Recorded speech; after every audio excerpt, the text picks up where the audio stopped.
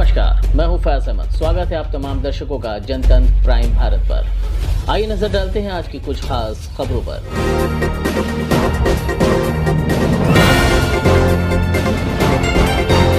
सभी का स्वागत है और मैं हूं आलम। आप देख रहे हैं जनतंत्र प्राइम भारत। आज एक खास मुद्दे पर बात होनी है जो कि सभी बच्चों की लाइफ का एक हिस्सा है और कि लगातार चैनल के माध्यम से हम बराबर उन सभी चीज़ों को दिखाते हैं जो पार्ट ऑफ लाइफ है, और इसी तरह से बच्चे अपनी बात को रखते हैं और अपनी उन सभी बातों को लेकर आगे बढ़ते हैं जो उनकी लाइफ में बहुत अहम रोल अदा करते हैं। इस समय हमारे साथ आलिया शहरीन हमारे जी साथ मौजूद हैं और उनसे बात करेंगे कि आज इन्होंने जो किताब लिखी है वो आखिर उसका मुख्य उद्देश्य क्या है। सबसे पहले तो बहुत बहुत स्वागत है। हेलो एवरीवन, मैं आलिया शहरीन हूँ। मेरी schooling study hall school Lucknow से हुई है और मैंने क्लास 12 अपना कंप्लीट कर लिया और मैं अब Ghaziabad Indraprastha dental college join कर रही हूँ। और आई एम 19 ईयर्स ओल्ड और मैंने बुक लिखी है लॉस्ट, जिसके थ्रू मैं एक टीनेजर की स्टोरी दिखाना चाह रही हूँ कि एक टीनेजर की लाइफ में क्या क्या मेजर चेंजेस आते हैं, इमोशनल, सोशल और फिजिकल से लेकर उसकी मेंटल हेल्थ पे क्या क्या इफेक्ट होता है। आलिया जी, आपसे सवाल करेंगे कि जिस तरह से जो आपने किताब लिखी है इसका क्या नाम है। हम चाहेंगे दर्शकों को ये किताब आप दिखाएं।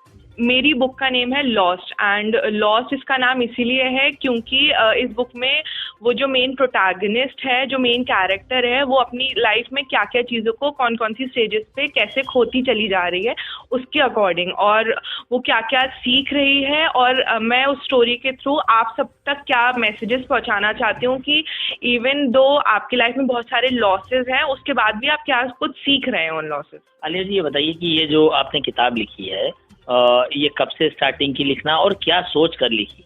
आखिर कुछ सवाल दिल में आए होंगे कि हाँ हमें किताब लिखनी चाहिए जो कि लोगों तक जाए, हमारी बात रखी जाए, तो क्या सोच के आप? मैंने बुक लिखनी स्टार्ट की थी जब मैं 12 ईयर की थी एंड अभी मैं 19 की हूँ, तो it's been 7 years when I started writing. तो मुझे सिर्फ एक डायरी एंट्री की तरह लिखना शुरू करना था, बट जब इसकी रीच एट वॉटपैड एक प्लेटफॉर्म है जहाँ पे रीडर्स और राइटर फ्री में लिखते हैं और पढ़ते हैं, वहाँ पे जब इसकी रीच 4000 प्लस रीडर्स हो गए और ये बुक नंबर 1 टैग के अंदर आने लगी, तब मैंने सोचा कि इसको कंटिन्यू करना चाहिए। तो इस चीज़ को कंटिन्यू करते करते एंड एज के साथ मैंने रियलाइज़ किया कि बहुत सारी वॉइसेस हैं जो सब तक पहुंचनी चाहिए, इसीलिए मैंने इस बुक को कंप्लीट करने का सोचा और फिर यहाँ पब्लिश करने तक लाने की सोची। आलिया जी, सवाल ये आता है कि जिस तरह से आपने ये बुक लिखी और लगातार यानी कि 12 साल से है और 19 साल के बीच में 7 सालों की गैपिंग में आपने किताबें लिखी हैं, हर साल क्या अनुभव रहा और आखिर इसमें जो मुख्य उद्देश्य दिए हुए हैं वो क्या चीज़?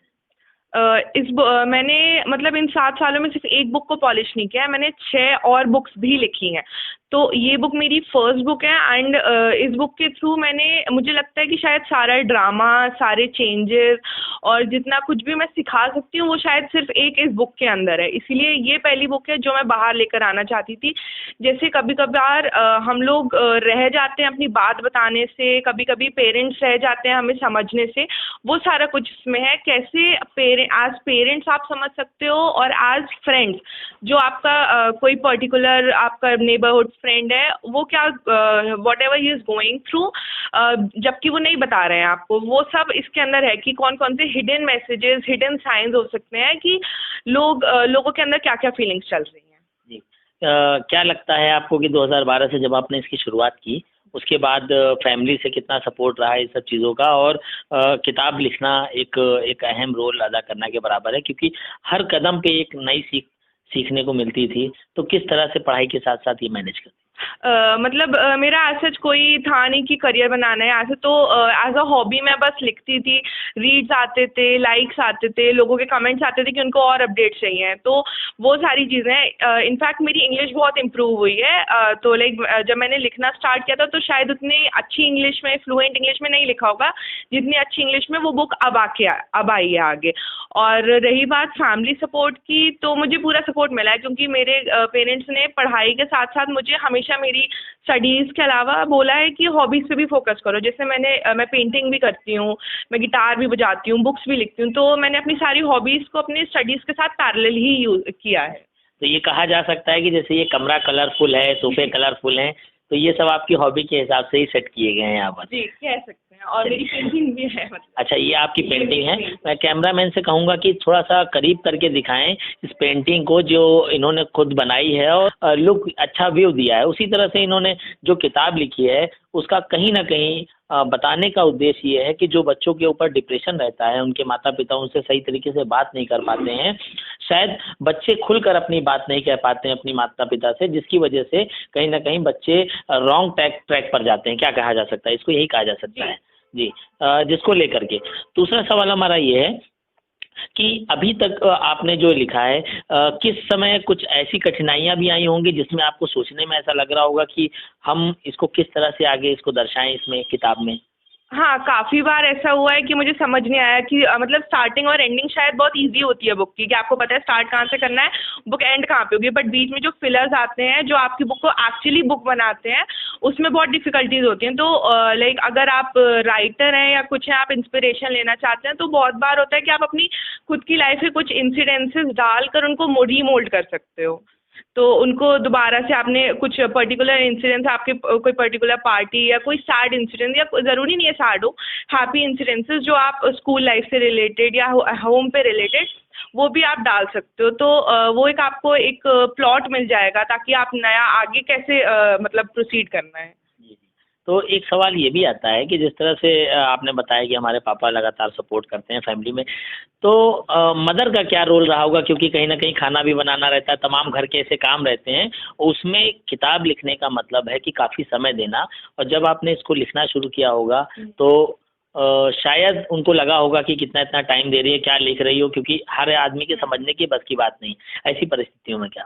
ऐसा कभी कुछ हुआ नहीं, मतलब मैं शायद उस चीज़ से रिलेट नहीं कर सकती, क्योंकि मतलब इवन मेरी मदर ने भी बहुत सपोर्ट किया। उन्होंने बोला कि हाँ, वो तो इनफैक्ट मेरी शायद मैं जब वॉटपैड पे लिखती थी तो वहाँ भी वो रेगुलरली मुझे वोट करती थी, अपने फ्रेंड्स को भी शेयर करती रही हैं वो, तो ऐसा मुझे कभी कुछ इशू फेस नहीं करना पड़ा। नहीं। चलिए ठीक है। तो एक ऐसा मैसेज जो कहीं न कहीं एक समाज में जाके लोगों तक, क्योंकि किताब जो लिखी गई है इसमें काफ़ी सारे इसमें उद्देश्य दिए गए हैं, लेकिन अहम जो उद्देश्य हैं जिस तरह से लोगों तक वो बात पहुँचे और जैसे डिप्रेशन में जो लोग गलत स्टेप उठाते हैं या लोग सोच के बैठ जाते हैं, लाइक जस्ट रिमेंबर कि वो सिर्फ आपकी लाइफ का टर्निंग पॉइंट नहीं है, वो आपसे जुड़े हुए बहुत सारे लोगों की लाइफ का टर्निंग पॉइंट है। शायद आपको लगता होगा कि आप इम्पोर्टेंट नहीं है, बट आपके अराउंड जो लोग हैं वो आपको रोज़ आके नहीं बता सकते कि आप इम्पोर्टेंट हैं उनके लिए। तो आपका एक गलत स्टेप बहुत सारे लोगों की लाइफ को अफेक्ट करता है। तो ये बात बहुत अच्छी है कि आपके फैमिली मेंबर्स ने सभी ने आपको सपोर्ट किया। आपको नहीं लगता है कि लोगों तक कहीं न कहीं ये सवाल उठते हैं कि अगर हम बच्चों को ज़्यादा छूट दे देंगे तो कहीं न कहीं बच्चे ऐसे जो गलत ट्रैक पे जा रहे हैं, वैसे कहीं दूसरे एंगल से अगर देखा जाए तो ज़्यादा छूट देने पर, यानी कि लड़कियाँ या लड़के कुछ भी वो गलत स्टेप उठाएं उसके लिए? नहीं, ज़्यादा छूट के मतलब मेरा ये नहीं है कि आपको 10 बजे 12 बजे कभी भी आपको घूमना है। मुझे फ्रीडम है, बट उसके बाद भी कुछ लिमिटेशंस हैं जो शायद सबके लिए इम्पोर्टेंट है, एंड वो लिमिटेशंस हमें सिर्फ हमें अपने लिए बाउंड्रीज नहीं क्रिएट करनी है, वो बाहर जो सोसाइटी है उसके अकॉर्डिंग भी बाउंड्रीज क्रिएट की जाती हैं। तो फ्रीडम का मतलब हमेशा ये नहीं होता है कि आप कभी भी कुछ भी करो। लाइक अगर आपको फ्रीडम है तो थोड़ी बहुत स्ट्रिक्टनेस भी होती है, एंड वो आपको एक्सेप्ट करना पड़ेगा कि अगर सामने से आपको फ्रीडम मिल रही है तो आप उनको रिटर्न में ही उतनी अंडरस्टैंडिंग भी प्रोवाइड करो।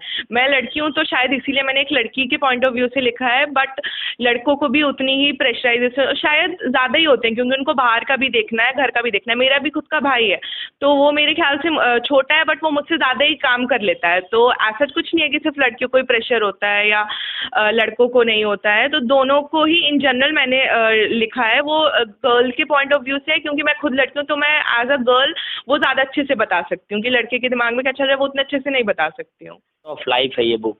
स्टोरी ऐसी है कि जो 6 साल से लेकर के और कहीं ना कहीं 50 साल के लोगों तक को टच कर रही है। तो ऐसे में अगर इसको कोई लेना चाह रहा है तो वो क्या किस तरह से इसको परचेज कर सकता है, या और इसकी किस किस साइडों पर मतलब इसको आपने जो है सेल के लिए रखा हुआ है? मेरी बुक ग्लोबल रिलीज हुई है, तो अगर आप इंडिया से नहीं भी हैं तो भी आप खरीद सकते हैं। अगर आपके कोई रिलेटिव इंडिया के बाहर हैं तो वो भी, तो अमेजोन पे भी मिलेगी, फ्लिपकार्ट और ब्लू रोज वन स्टोर जो पब्लिशिंग हाउस है उनके स्टोर पे भी मिलेगी।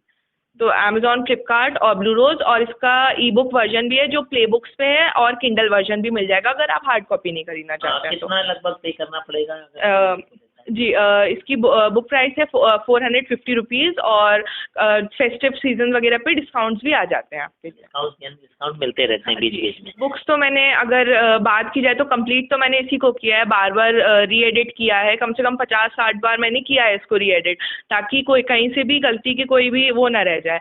बट बाकी मैंने बुक्स लिखी हैं और जॉनर्स पे भी लिखे हैं, जैसे ये टीनेजर है, बाकी मैंने साइंस फिक्शन पे भी लिखी हैं, मैजिकल बुक्स भी लिखी हैं।